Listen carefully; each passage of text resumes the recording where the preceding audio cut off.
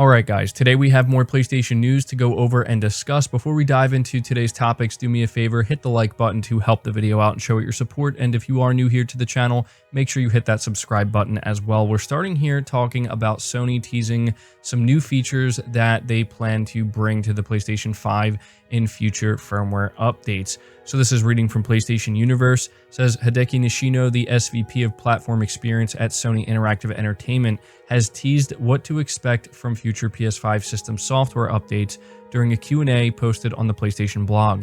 When asked what the format holder has in store for the future, Nishino made it clear that the community has been requesting a lot of features, but kept quiet on what Sony is actually working on. He did, however, mention that it has a huge list of features that they wanted to include before the console even launched. Quote, "Did I digest the whole list? I don't think so yet, but there are interesting, exciting, fantastic ideas on the list. At the same time, we launched PS5, so we are receiving a bunch of feedback from the community through social networks or system telemetry, as well as the media, my family, my friends. We have tons of lists on the feedback. As I said, when I look back at the list of things we need to do, there's a lot. There's a lot the community is asking for as well. I want to say in the Japanese way, I'm diligently working on these lists, and there will be more coming out in the future." So it's unfortunate that he doesn't divulge exactly what features he is alluding to, but I do think that this is a very promising sign for future PS5 updates, because even though this latest PS5 update brought a lot with it, there's still much to be desired. I've seen many people still talking about this or about that, this specific feature, and how it's just not here yet. And so it seems that Sony is well aware of, I would say, most of the features and updates that people are hoping to get in the future. And so hopefully they will come sooner rather than later, but still, it's nice to hear from the person who's in charge of, figuring this out and taking care of it, that they're working on it. So good news there. We're moving on to the next topic, which is talking about Naughty Dog and how they are teasing some potential reveals to celebrate Outbreak Day. This is something they do every year. I've seen a lot of people talking about this, and I think unfortunately some people are getting themselves a little too excited, and I'm not trying to whittle anybody's excitement down, but I do think that we have to keep expectations in check. So over on the PlayStation blog, Naughty Dog writes, "Hey everyone, it's been a while since you last heard from us regarding new merch, and we have been hard at work doing just that. While The Last of Us Day, our annual community celebration, isn't until September 26th, we wanted to kick off the weekend with a couple of products we think you'll love." I also forgot they actually renamed it to Last of Us Day, so yeah, definitely important to note there. Continues by saying, "In addition to the merch below, we will be revealing some all-new content on September 26th at 9 a.m. PT and 6 p.m. CET. Be sure to come back and check it out." And so that's the part that everybody's focused on. I mean, obviously, if you're interested in the new merch that they're releasing, then you're going to want to go check that out. It'll be linked down below. And it's all Last of Us themed, obviously. But yeah, people are focusing on this part where they're saying they're going to be revealing all new content. People are speculating, is this where they're going to reveal the Factions game? Finally, the Last of Us multiplayer game that's been in the works, or are they going to reveal something else? Maybe an expansion for The Last of Us 2. Maybe they're going to reveal The Last of Us remake, which is apparently a thing.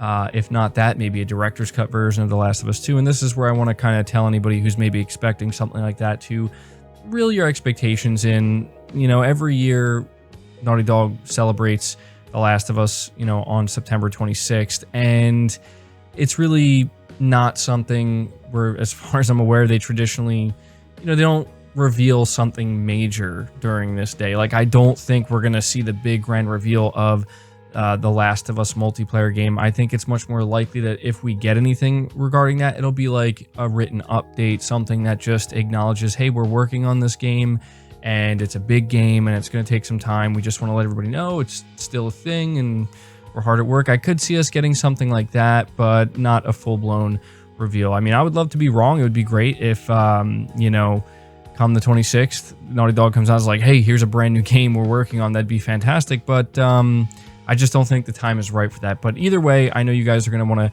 to stay tuned to that. So yeah, hopefully we'll get something solid that day. But moving on to the next topic, this isn't really anything that significant, but I wanted to be sure to share it with you guys because this kind of blew my mind when I saw it.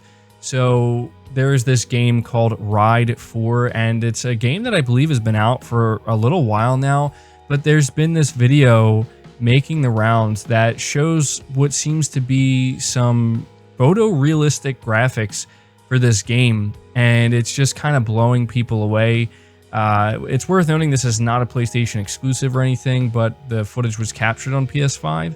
And so this is reading from PlayStation Universe. It says Motorbike Racer Ride 4 came out for PS5 and Xbox Series X and S months ago, but it's only now that people are starting to realize just how stunning it looks.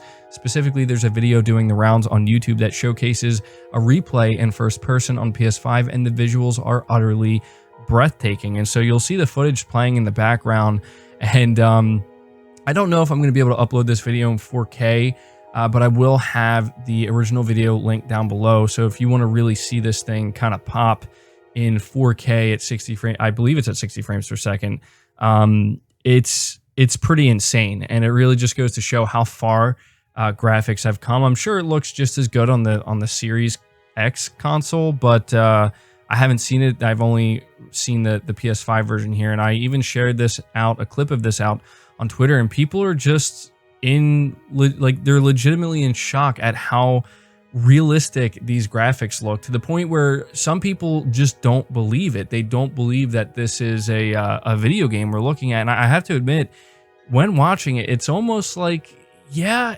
I can totally see why you would look at this. And even myself, I'm like, this is kind of crazy how good this looks. And so, yeah, you know, we're this early on in the new generation. It's, you know, interesting to think that how much better is it going to get, you know, 3, 4, 5, 6 years into the life cycle of the PS5.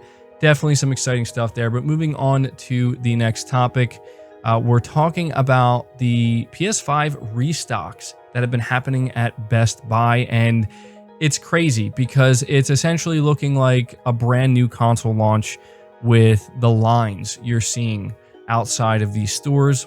And if you go on Twitter, you'll see that there's a bunch of different posts of pictures, of videos, showing lines that are just going for a long time, man. Like, they're just stacked outside the store.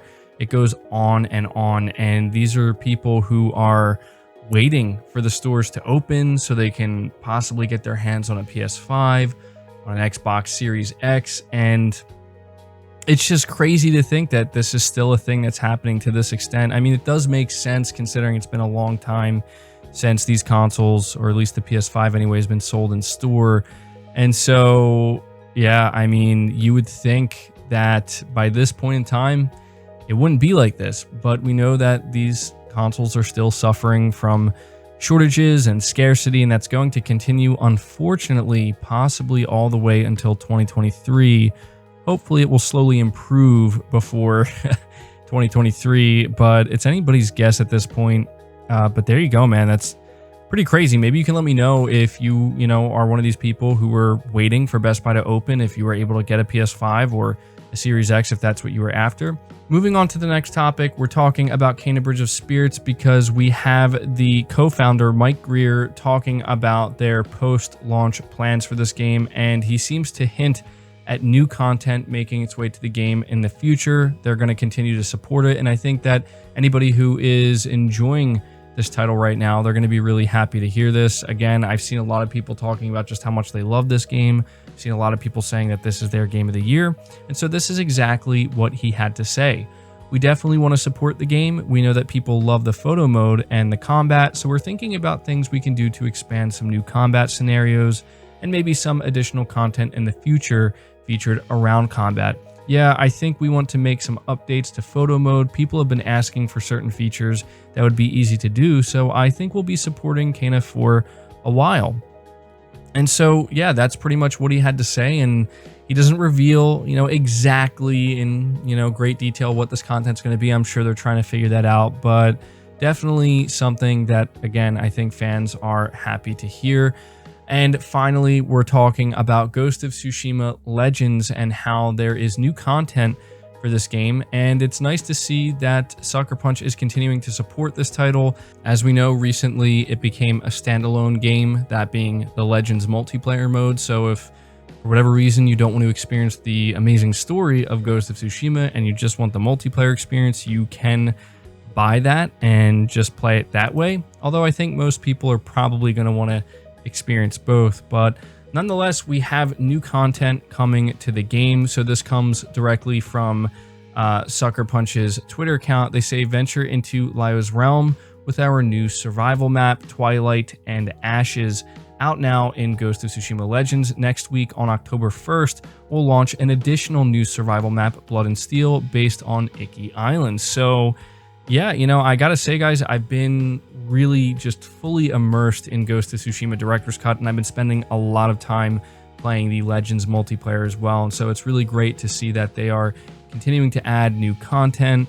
And I hope that they continue to support this game for some time to come. It makes sense that they're doing it now, obviously, with the launch of Director's Cut, but I hope it goes, you know, well beyond that. I'm definitely going to be interested to see how long they support this game for and how much more content they add to it. So that's going to do it for the video, guys. I hope you did enjoy it. I hope you did find it informative. Again, leave it a like if you did, subscribe if you're new, hit the bell notification icon, and feel free to share this video out on top of all that. But until next time, guys, take care.